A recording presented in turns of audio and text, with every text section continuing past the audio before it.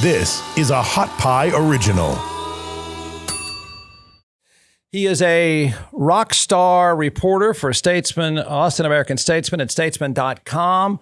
Also on KView 24 because he has great hair and he doesn't wear hats like I do when I'm on camera. He is a friend of the show, Tony Plohetski. Good morning. Good morning. All right. Nice to be with you. Yeah. Good talking to you again. All right. So the arrest of these two shooters. I had the chief of police on yesterday.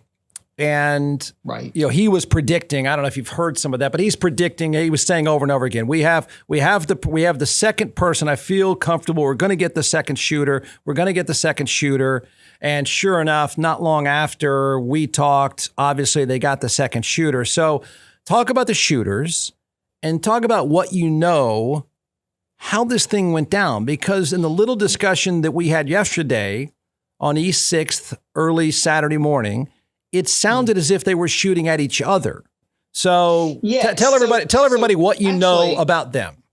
Yeah, actually, as just a point of clarification, I think what authorities are really emphasizing to me is that these are two suspects and that they are really still trying to untangle who may have shot, whether or not both of them shot, whether or not only one of them shot. Okay. So that's part of the ongoing investigation. What we know is what we reported over the weekend, which is that, of course, the juvenile was arrested. That juvenile has been charged, I am told, with a crime. What that person has been charged with, though, is very much protected under state law. For people who may not know, if a person is in the juvenile court system, obviously that takes a very different path than an adult criminal case would. But we do know that the juvenile was taken into custody over the weekend. And then now we have this 17-year-old, again, just for a little bit of Texas law lesson here. Under Texas law, if you were 17, even though your age has teen in it, you were still charged in Texas as an adult. Texas is actually one of only a few states that does that. And most states is 18 and older. But this person, his name has been released to the public. It's Jeremiah Rashawn Leland James Taub is his name. And what we know is that he was arrested essentially at summer school yesterday. Oh my gosh. In Killeen. And so he has been charged right now with aggravated assault with a deadly weapon. Keep in mind that people are already saying, well, wait, somebody has died. Why hasn't anyone been charged with murder? Well, that's part of the investigation. Whose hands can they place a gun in? And then whose hands can they place a gun in that may have fired the fatal shot? So as you can imagine, with forensics and ballistics, all of that can take a minute. But what law enforcement has told me is that the real urgent desire was to get anyone who had anything to do with this into custody because of a potential public safety threat, of course. This kid, this teenager, is involved in a story of national implications. It is breaking news. And he's in summer school, 40 miles down the road? Yeah. That is according to police, and I think was actually arrested by school resource officers. He's sitting in class, thinking, what? No one's going to notice? Yeah. Oh my gosh! And it is obviously striking when you as I think you're doing, kind of overlay that with this idea that 48, 72 hours earlier, he's accused in a mass shooting in Austin that left 13 people injured and a New York tourist dead. I mean, it is striking. I do agree with you. The chief made it and has done so, I guess, since the very beginning, said these were innocent bystanders. So I don't think there's at no point even now that anyone is suggesting that either one of these guys, or to be fair, someone meant to point a gun and shoot at anyone else. Correct? That is I mean, my a understanding. murder charge. I guess I this bring it is up. not Yeah, Tony, I guess I bring it up because slapping a murder charge on anyone with that gun in their hand is going to be tough to do unless you're able to say, the 25-year-old man that was waiting in line at a club, without saying we have proof that he was pointing the gun at him, a murder charge may never even be introduced, correct? That's entirely possible, which is why I think they're just being very, very thoughtful and methodical about the actual charges that they may bring. But they are serious. I mean, especially with regard to the 17-year-old whose only charge is the one we know, aggravated assault with a deadly weapon. But again, I think in the days to come, we're going to see additional charges, likely in this case. But that's all part of the investigation. You mean additional charges with, do you get the sense that there's more people involved, or do you think it ends with these two? I have been, it is my understanding that there are two suspects. Again, okay. Whether or not they're both shooters is part of what is being untangled right now and investigated right now. So they're trying to. I also just want to say that because the second suspect has been charged as an adult, we should, in coming hours potentially, but definitely over the next several days, we should get an copy of an arrest warrant, which will contain, for people who may not know the legal system very well, a probable cause affidavit. And what that means is that investigators, to some extent, have to lay out some level of detail about why they believe this person should be arrested and charged with a crime. So once we get that, the hope and the belief is that it will spell out in at least some detail what authorities believe happened. We just haven't gotten our eyes on it yet. Even yesterday, the chief made it pretty clear. It sounded pretty clear they know who they were looking for, and he was pretty certain they knew how to get him when they wanted to get him. That even sounded like the case over the weekend. So two parts to that question. One, did somebody identify him, or were there video cameras? And then two, why did it take a few days to walk in the classroom and say, hands up or whatever? Yeah, so I think that it is my understanding that investigators were obviously still working throughout the day on Saturday and Sunday to try to identify and positively identify who both of these people were. You also have to keep in mind that it has been my experience, just in terms of covering law enforcement and criminal justice issues through many years now, that investigators are always, or at least try to be, thoughtful about the exact way they arrest someone, and in terms of getting them in a place or at a time when they may be less of a threat to law enforcement as they move in. So there are a lot of dynamics and a lot of decisions that go into the actual timing of a person's arrest. So the guy arrested, the teenager charged as an adult, is from Killeen.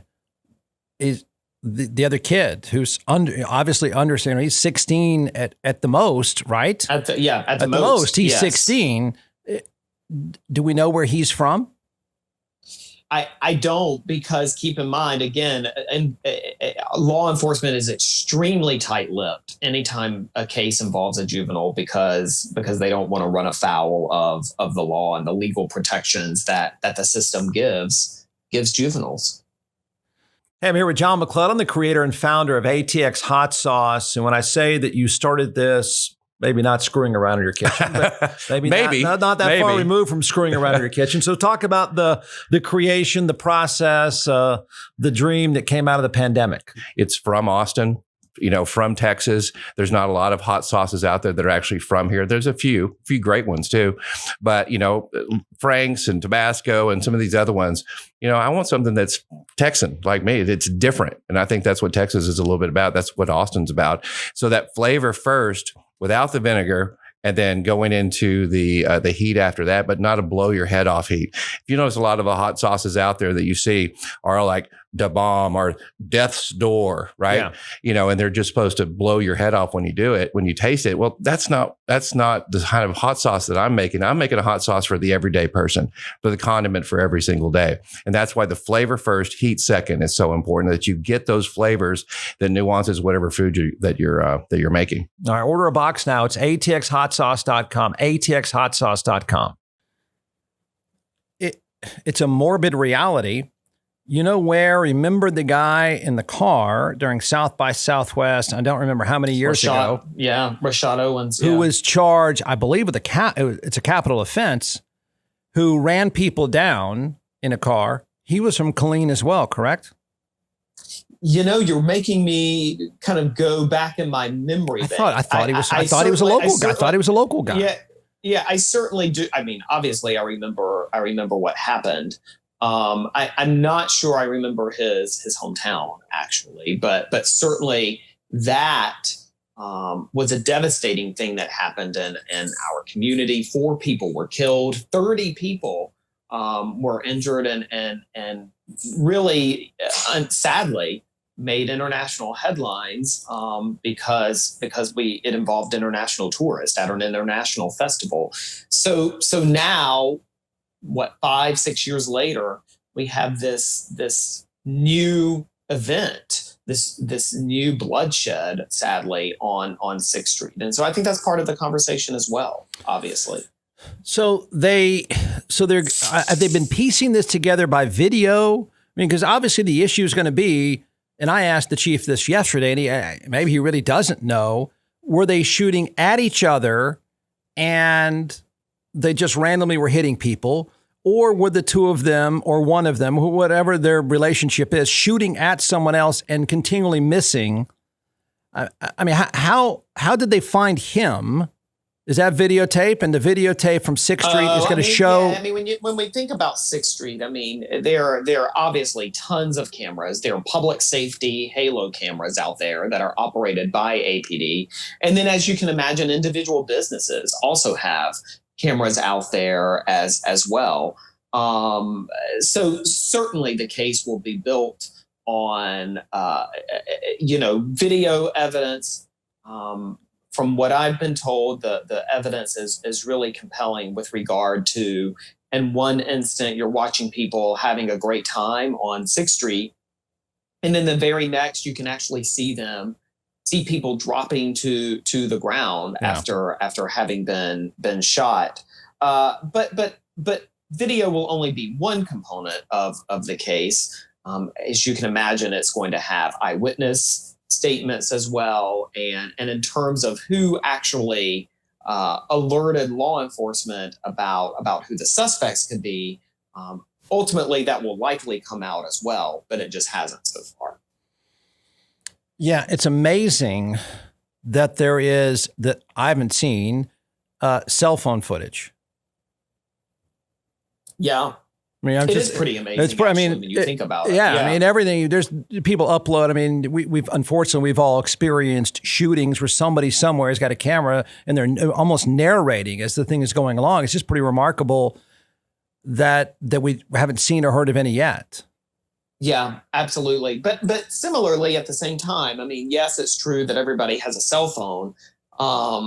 Who's actually rolling in the moment when the shots are fired, and who's pressed record, and I mean, I don't know about you, but if I were out there and heard gunshots, I think I'd be diving for cover, and then maybe start operating my cell phone in the immediate aftermath. And obviously, there is really compelling video that we've seen of the aftermath. Well, one thing that has already happened, and I think the chief of police may have started the ball rolling yesterday, and that is criticism already of the Texas legislature. See what can happen, because he said with me yesterday, he said, look, I testified against the permitless carry legislation. This is precisely why myself and many other police chiefs were against it. And now you see a little bit of a groundswell pushing back against the legislature on the new gun laws that were passed. I don't think it gets any. this is a political question. I don't think it gets any traction, but are we going to hear more of that because of this is everyone's worst nightmare? As an example, more guns on 6th Street, I think most people would agree, is a pretty bad idea. Yeah, I mean, I'm certainly not the person to really to answer that question, but obviously what I can say is for sure that the shooting has obviously renewed questions about gun violence in our own community. We know from pure numbers that there has been an uptick in gun violence. I don't think anybody disagrees about that. Obviously, similar things are happening across the country. So certainly the issue of gun violence is up in our community, and this has heightened that conversation. Obviously, just the overall discussion of public safety in Austin has been an ongoing conversation as well. And it is safe to say, I believe, that what happened on 6th Street early Saturday has intensified that conversation as well. Where those conversations go from here, or whether or not they result in any sort of substantive operational change or legal change in our community and in our state, I think remains to be seen. So tell people what happens, what we can expect to hear over the next day or so. Where does this go now? I think we'll learn. I think we'll learn some things. I believe that we will likely learn additional details, either from court records or from law enforcement themselves, about the narrative that they've been able to stitch together so far. So I think we'll learn that maybe today, maybe tomorrow. And then go from there. And then the cases will enter the legal system. Again, one in the juvenile system that we will likely never hear much about. Right. And then the second one in the adult system. And I think that's a case that we'll be following closely. Yeah. I mean, so people that are still wondering, you're never going to know anything about the underage shooter. Period. I mean, I wouldn't say never. I would say it's unlikely. I mean, there is a path. I mean, again, this is all kind of speculative, but there are certain crimes that if the juvenile is charged with, that prosecutors could seek to certify him as an adult. And then that could change the landscape with regard to the prosecution. But again, I think it's going to largely depend on who is identified as the actual shooter, and go from there. So again, with regard to the juvenile, I don't want to say we'll never know, but I do think it's unlikely, actually. Yeah. Tony, as always, good talking to you, man. Thank you. Thanks for having me on. You bet.